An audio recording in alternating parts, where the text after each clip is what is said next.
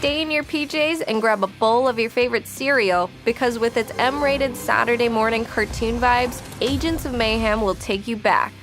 Based in Seoul, South Korea, this open-world, over-the-top action game gives you control of a team of super agents who've been given the green light to do whatever they have to in order to grow the agency and defeat the shadowy supervillain organization known as Legion. These baddies are trying to build a world-altering device that'll give them unrivaled power, so here are 5 tips to help you put an end to their diabolical plot and take back the world. Tip number 1. Get close and personal. Agents of Mayhem starts you off with 3 agents, but through missions, you'll be able to unlock the other guys. Each agent has their own unique story, gear, abilities, and playstyle, so it's a good idea to familiarize yourself with each one, since you never know when you'll need a particular agent's skills. After you make it through the initial mission, you'll have access to the Ark, which is Mayhem's home base. Here is where you'll find everything you'll need to upgrade your agents, including something called the Rec Room. This is where you'll be able to practice with your agents by competing in different VR training programs and challenges. These will allow you to get comfortable with and test everything from agent playstyle and abilities to Gremlin Tech. Speaking of, tip number 2, Gremlin Tech. Katie Fox, aka Gremlin, runs the R&D lab aboard the Ark, and she's ready to upgrade you with the latest Legion-crushing tech. Upon first glance, Gremlin Tech may seem like attacks simply meant to upgrade your fun factor, but as you advance through the game, you'll realize that these tech upgrades are crucial to craft if you intend to defeat Legion. There are 2 types of Gremlin Tech: status effects and non-status effects, or basically the damage-dealing stuff.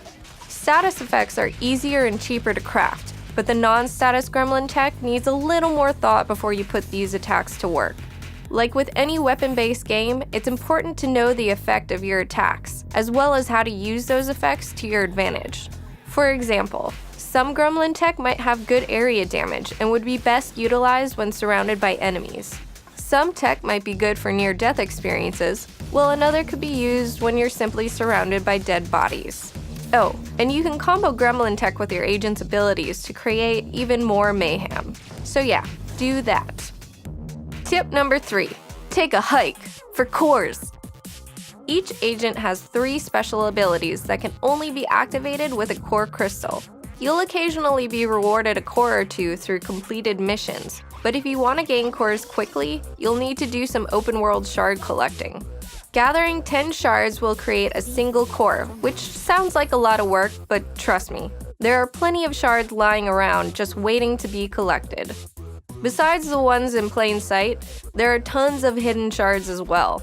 They could be anywhere, so cruise the rooftops, sneak between buildings, and check every nook and cranny you come across, because there's likely a shard or some other good stuff hiding there. Tip number 4, specialize your agents. Once unlocked, you get customization of 12 different agents, plus a couple more if you snag the DLC.